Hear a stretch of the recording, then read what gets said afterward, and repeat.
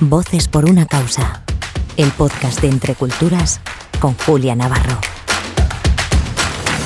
Hola, soy Julia Navarro, les doy la bienvenida a Voces por una causa, el podcast semanal de Entre Culturas. Y hoy en el programa contamos en el estudio con María del Carmen Yassat Botija, que es catedrática de Física de la Atmósfera en la Universidad de Barcelona, experta en cambio climático y voluntaria de Entre Culturas en Barcelona. Y a través de ella nos vamos a acercar al cambio climático, la ciencia y la justicia climática. Bienvenida, María del Carmen. Muchas gracias y gracias a todo el mundo por convidarme, a todos vosotros aquí en Entre Culturas. Bueno, yo creo que es muy importante la labor que haces porque es una defensora de la divulgación científica y del papel fundamental de la educación en la lucha contra el cambio climático. ¿Cómo nació tu vocación científica y qué te llevó a decantarte por la física?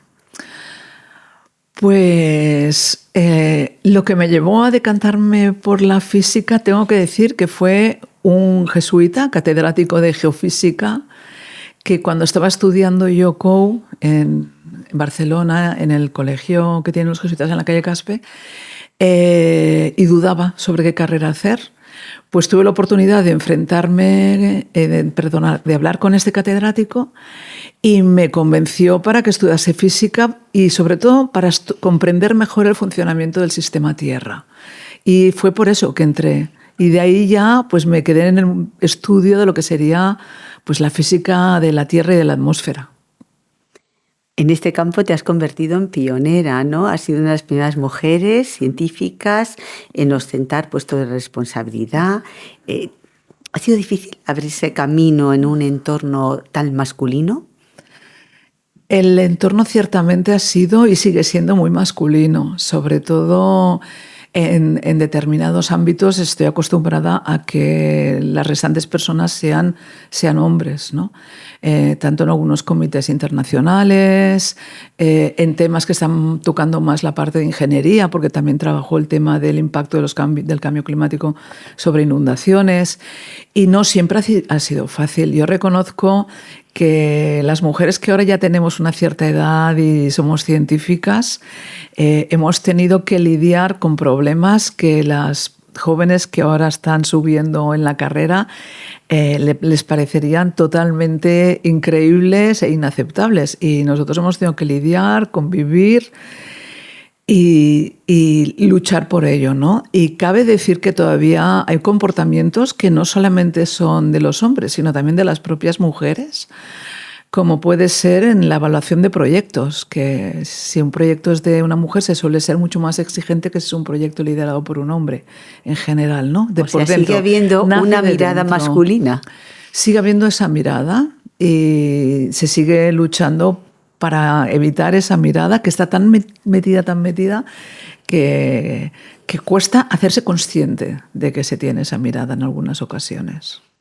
La mayor parte de tu trayectoria profesional la has dedicado al estudio del clima, del cambio climático. ¿Por qué elegiste esta dirección? Porque en el momento en que ya me especializo en la parte de física de la Tierra y de la atmósfera, me interesa particularmente, pues, a mí serían sobre todo las inundaciones, precisamente, y eso fue a raíz de las inundaciones que hubo en el año 82 en Tous, con la idea de hacer una tesis que ya pueda ayudar a evitar pérdidas de vidas humanas, y entrando en este tema entro ya plenamente en lo que sería el estudio meteorológico y el estudio climático. Y ya entonces, en los años 90, empezamos a analizar pues, lo que serían ver cómo influyen erupciones volcánicas en la temperatura, o en el caso de Barcelona, pues ver los cambios que se habían experimentado en la lluvia y la temperatura, ¿no? Y me cabe decir que ya en aquella época la persona que hizo conmigo la tesis doctoral, cuando todavía ya no se hablaba de ello, ya dijo que íbamos hacia clima, unas situaciones cada vez más torrenciales, por ejemplo, en este caso, debido al cambio climático, ¿no? Lluvias más intensas y sequías también más intensas, ¿no? O sea que ya empezamos en aquella época a tocar el tema. ¿Y qué es y qué no es cambio climático? A ver, el cambio climático en sí es natural porque la Tierra está sometida a una variabilidad continua. Por tanto, cualquier cambio a largo plazo no es que hoy haga frío y mañana haga calor. Eso no es cambio climático. No es que mañana vaya a llover. Eso tampoco es que el clima de mañana sea lluvioso. No es que este verano sea más frío cuando todos son más calientes. Tampoco quiere decir que el clima se está enfriando. Hablamos de cambio climático cuando hay un cambio a largo plazo. Es decir, se nota durante un periodo de bastantes años continuadas esa señal. Y ya he dicho, puede ser natural por causas, por ejemplo, como puede ser la actividad solar, pero lo que hoy entendemos como cambio climático sería esa parte natural afectada sobre todo por las causas de origen humano, lo que llamamos origen antropogénico. Por tanto, cuando se habla en los medios de comunicación de cambio climático, se está pensando sobre todo en ese cambio inducido por la actividad humana. ¿Qué está siendo determinante? Es totalmente determinante. En el año 79, la Organización Meteorológica Mundial ya anuncia que se está empezando a detectar un calentamiento global y que puede afectar al ser humano y al planeta en su conjunto. Y eso es debido a lo que llamamos el aumento de gases de efecto invernadero. Muy importante, el efecto invernadero es necesario para la vida humana y la vida animal tal como la conocemos y la vida vegetal. Es aquello que permite que la Tierra no se enfríe del todo. Entonces, parece contradictorio, ¿no? No, porque es la palabra invernadero, ¿para qué la usamos? Para tener pues, nuestro cultivo, nuestro jardín protegido de la intemperie y mantener una temperatura que permita crecer, que mantenga la vida. Lo que pasa es que cuando escuchamos el común de los mortales, efecto invernadero, enseguida nos estremecemos, decimos, Dios mío, ¿qué está pasando? No, entonces hemos de pensar, eso es bueno, es necesario. ¿Qué es lo malo? Lo malo es el aumento no natural del efecto invernadero. Es decir, cuando aquellos gases que son los responsables de mantener esa temperatura media en el planeta para que pueda haber la vida tal como la conocemos, aumentan mucho debido, por ejemplo, a procesos de combustión, ya sea de automóviles, ya sea industrial. Por tanto, lo malo no es el efecto, es el aumento del efecto invernadero. ¿Por qué? Porque entonces la Tierra se está calentando. Ahí llevas muchos años investigando fenómenos extremos como son las lluvias torrenciales o las sequías. ¿Por qué están aumentando? ¿O es cierto que están aumentando en primer lugar? En principio, a nivel mundial sí que se está detectando ya lo que sería un aumento de fenómenos extremos. Y nosotros utilizamos la palabra alineado, es decir, es lo que se espera que pase debido a este aumento de temperatura. ¿Y por qué? Porque si la temperatura aumenta, la cantidad de vapor de agua, que es la que luego dará la lluvia, que cabe en la atmósfera, puede ser mayor. Por tanto, tenemos más agua, porque como además se aumenta la temperatura, también tenemos más evaporación. Por tanto, tengo ya más agua. Si tengo más agua, la posibilidad de que tenga lluvias más intensas aumenta. También tengo más temperatura, quiere decir que tengo más energía. Por tanto, la posibilidad de esas nubes que dan tormentas, de esas borrascas que este año estamos padeciendo tanto, con que produzcan lluvias, también aumenta. Tengo más agua, más energía. Entonces, lo que pasa que también hemos de pensar que el cambio climático está cambiando el movimiento de las masas de aire.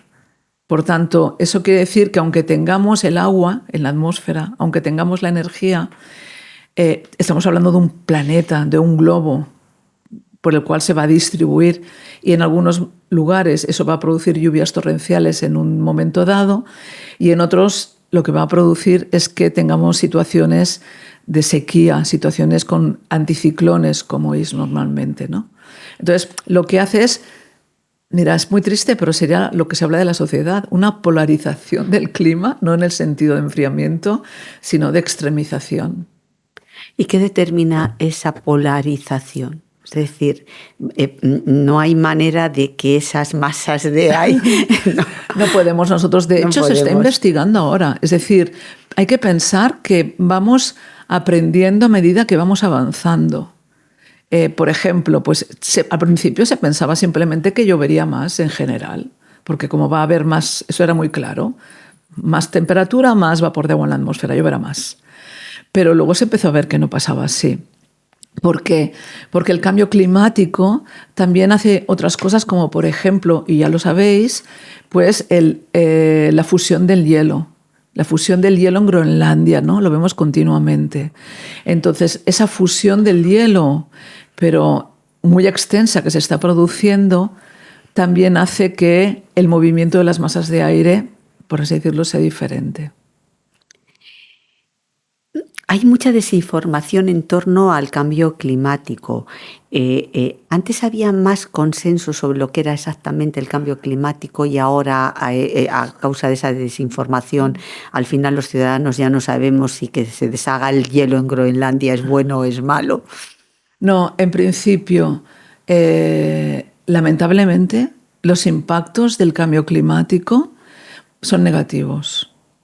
Tal como lo conoce, el cambio climático antropogénico, Sí. Son negativos. Incluso en países que dicen, ¡ay, qué bien, me aumentarán la agricultura!, como podríamos pensar en Gran Bretaña, en países nórdicos, que en principio pues, las temperaturas más suaves les van a favorecer, a largo plazo tampoco.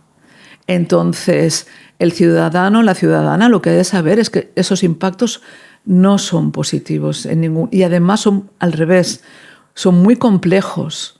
Yo os lo estoy intentando explicar de una forma simple. Bueno, no, es que pero lo estás explicando tan bien que digo, ¿y yo por qué no habré estudiado física, que es lo que quería cuando era pequeña? Porque lo haces muy fácil, algo que es muy complejo y muy difícil. Bueno, gracias, muchas gracias. Pues, por ejemplo, habéis de pensar el tema del deshielo, ¿no? Si nosotros vamos a esquiar o vamos a la nieve, ¿qué es lo primero que hacemos? Ponernos gafas de sol. ¿Por qué? Porque nos molesta, decimos, la luz. Es decir, nos molesta la reflexión que produce la nieve. En el momento en que disminuye la capa nival que hay en el planeta, la reflexión también disminuye. Disminuye porque hay menos. Si hay poca nieve, no hay tanta reflexión. Ya está, clarísimo. No, claro, si hay mucha nieve, o sea, cuando vamos a la nieve y está todo blanco, nos molesta incluso, sí, claro. A veces aunque esté nublado, ¿sabes? Porque la nieve refleja luz, refleja energía que viene del sol. Entonces, el efecto invernadero, del que hablaba antes, es energía que emitiría la Tierra que se queda atrapada en la atmósfera, parte de ella. Pero además, si perdemos nieve, parte de la energía que llegaría del sol directamente y se reflejaría ya no se refleja. Por tanto, tenemos dos cosas. Parte de la energía que emite la Tierra se queda más y parte de la energía que se reflejaría se queda más. ¿Qué evidencias científicas sobre todos estos fenómenos son hoy más alarmantes? La primera de todas es el aumento indiscutible de temperatura. El año 2024 hemos superado el umbral de 1,5 grados de los acuerdos de París. Hemos llegado a 1,6 grados, incluso más. Entonces, eso preocupa muchísimo, muchísimo, porque en los acuerdos de París dice que durante muchos años seguidos se ha de superar ese valor de 1,5. Pero llevamos ya 2 años, el 24 y el 23, que lo han superado. Entonces, eso es la evidencia en la cual ahora ya no hay absolutamente ninguna discusión científica. Entonces, eso es lo primero. La consecuencia de esto, evidentemente, a nivel de salud humana, son todas las olas de calor, los aumentos de estrés térmico, las muertes que nos pueden producir incluso aquí, entre las personas más vulnerables o las personas que están en situación más vulnerable. Entonces, eso es lo primero de todo. Luego tendríamos ya el aumento del nivel del mar. Pensemos que hay países que han tenido ya que ser abandonados, pequeñas islas del Pacífico. nosotros vivimos en una sociedad rica y por tanto tenemos la capacidad de adaptarnos, la mayor parte de nosotros. O sea que el cambio climático también tiene un efecto de desequilibrio social. Absolutamente. Y por eso se introdujo la palabra justicia climática. Sí. El término este.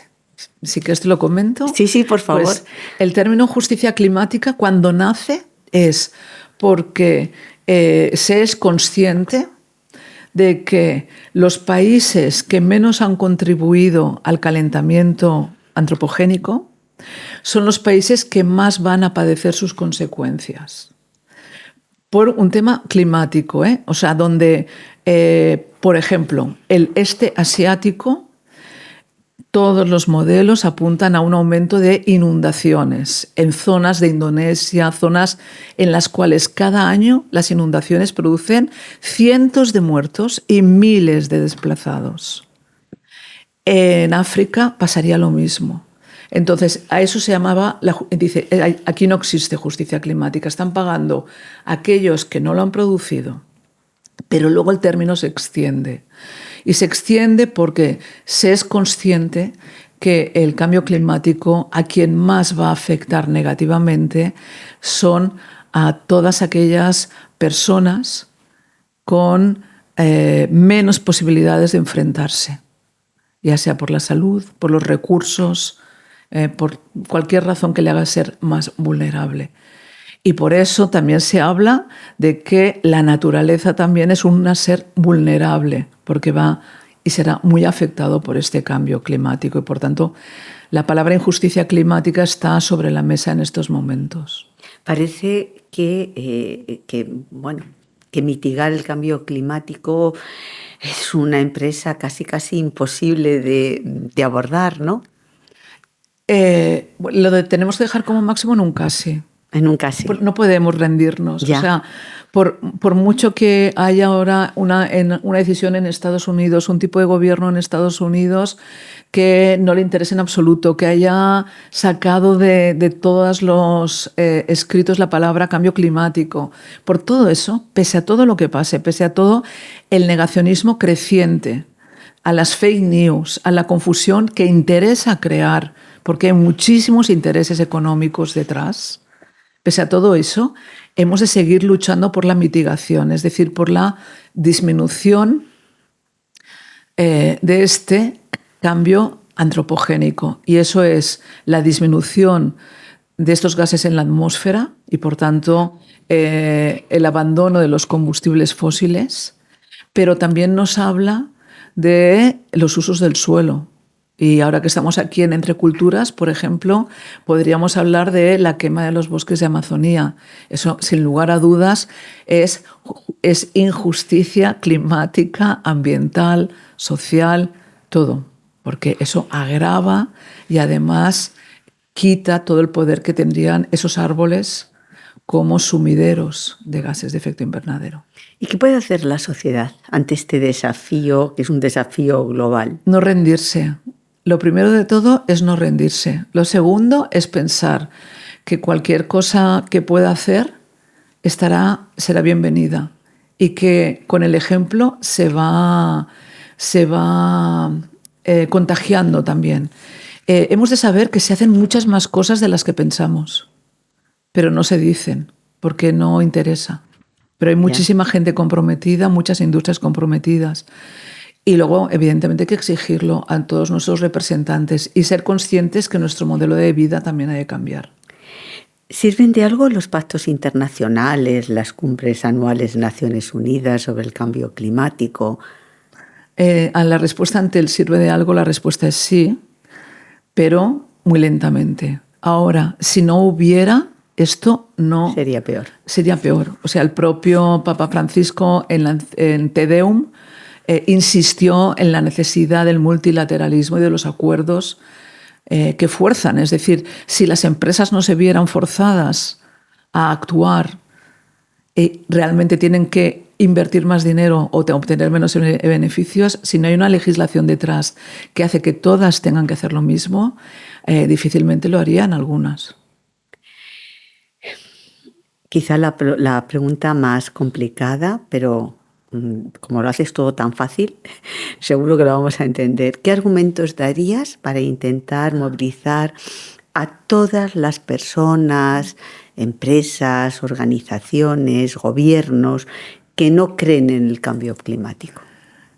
Bien, primero habría un argumento, es no podemos hablar de creer en el cambio climático. No se trata de creer o de no creer, se trata de ver, y las evidencias son indiscutibles. No hay discusión alguna sobre el aumento de temperatura, el aumento de los gases, los cambios de usos del suelo. Por tanto, eso es en primer lugar. En segundo lugar, para actuar, evidentemente la respuesta sería: tenemos la obligación frente al mundo en el que estamos y al mundo que ha de venir, de dejar un mundo igual o mejor a ser posible de aquel mundo que encontramos.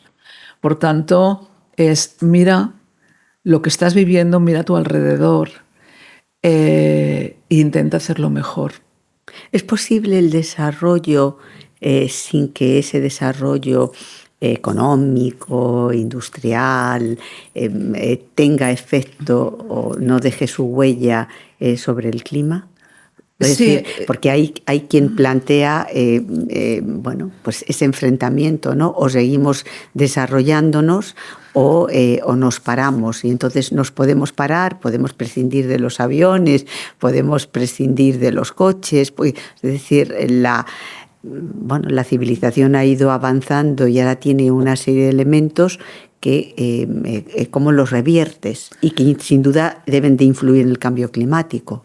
Sí, hemos de pensar que el cambio climático está unido a otros límites que tiene el planeta, ¿no? Entonces, hemos de pensar en la economía en donut, que le llaman. La economía en donut es aquella que por debajo, en lo que sería el agujero del donut, dice, bueno, tiene que dar para que el mundo pueda avanzar y que haya para todos.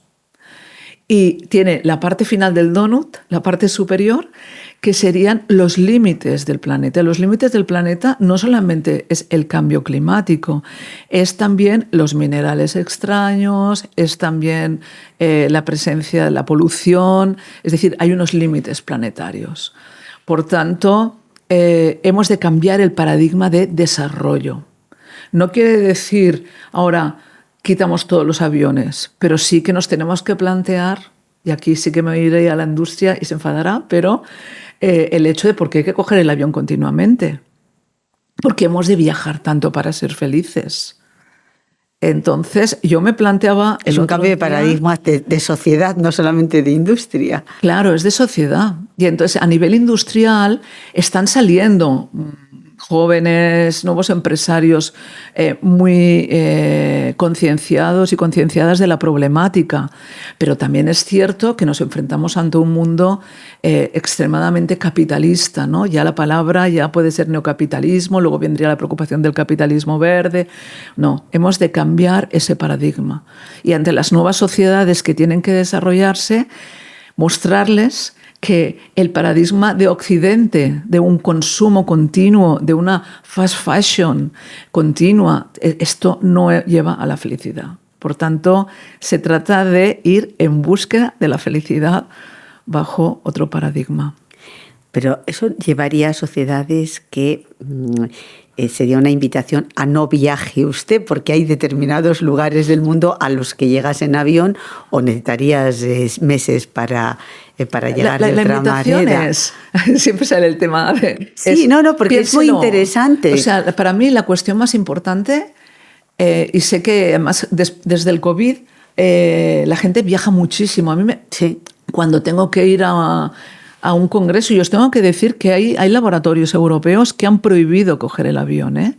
Literalmente, si el viaje dura menos de 24 horas, tienen que coger el tren, los científicos y las científicas que vayan. Pero esta idea de me voy a pasar el fin de semana yo qué sé, a Nápoles, ¿no? O donde fuera, y eso lo hago un día y lo hago otro, y lo hago otro. Claro, es la idea de, antes de hacer algo, pensemos qué implicaciones tiene. Aunque podamos hacerlo, que yo viaje una vez al mes en avión porque sí, ¿qué implicaciones tiene? Que haga muchos congresos o muchas reuniones in situ, porque hay que hacerlas in situ también, es decir, cara a cara. Pero ¿cuáles se pueden hacer online y cuáles no? Entonces, es una reflexión a decir, vale, ¿cuál es mi huella? Pero eso no acaba con la comunicación. ¿Qué necesidad hay? Pero eso no acaba también con la comunicación, la posibilidad de conocer otros lugares, otras culturas, tomar contacto con otras personas. ¿Cuántas personas utilizan esos viajes de los que hablamos realmente para conocer otros lugares y otras culturas?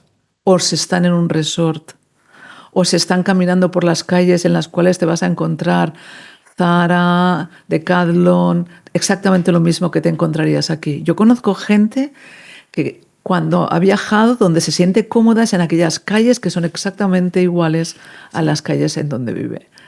Entonces, claro, sí que hay personas que su vocación puede ser. Esto creo que es como un examen de conciencia a cada persona, pero replanteándose la movilidad, ¿no? Por ponerte un caso. También nos hemos de replantear otros usos como puede ser la sociedad digital, ¿eh? El hecho de que me lo tengan que traer todo a casa porque lo compro digitalmente. ¿Alguien ha calculado o la gente es consciente de que para que eso funcione necesitamos grandes ordenadores, que necesitan aire acondicionado, que necesitan estar en entornos refrigerados, que necesitan muchísima, muchísima energía? ¿Somos conscientes cada vez que enviamos una foto en el TikTok o un vídeo? Entonces sí que lo que falta también mucho es información a la población, y aquí entramos en choque. Eso no sería parar parar de alguna manera todo eso que ahora se llama progreso. Podemos progresar de otra manera. De hecho, nadie va en contra del progreso. Pero hemos olvidado que quizá la ética, quizá la filosofía no ha avanzado al mismo ritmo que el progreso. No podemos renunciar a todos los progresos médicos que hay, pero sí que quizá tenemos que enfocarlos para que lleguen a todos. No podemos renunciar, por ejemplo, al progreso de cómo hacer que el riego sea más eficiente. Y por tanto podemos disminuir la cantidad de agua que vamos a necesitar cada vez más porque las plantas lo van a necesitar. Es decir, tenemos unas herramientas. No podemos renunciar al conocimiento, por ejemplo, de que el arroz, algo tan importante en el mundo, es uno de los principales emisores en uno de sus momentos del crecimiento del metano, que es uno de los gases de efecto invernadero más importantes. La gente ha de comer arroz, pero se puede buscar entre la sabiduría tradicional, que también cuenta, y local, y los nuevos conocimientos que permiten comprenderlo mejor para tener cultivos que sean más eficientes. Es decir, es un progreso, pero primero un progreso para todos y para todas. No olvidemos que nuestra sociedad se está alejando de esto para todos. Y en segundo lugar, un progreso que vaya acompañado de esta palabra, de esta sostenibilidad, es decir, que sea posible ir avanzando sin destruir el planeta, sin destruirnos a nosotros. Tenemos el conocimiento técnico, pero nos falta quizá un poco más la reflexión ética y filosófica.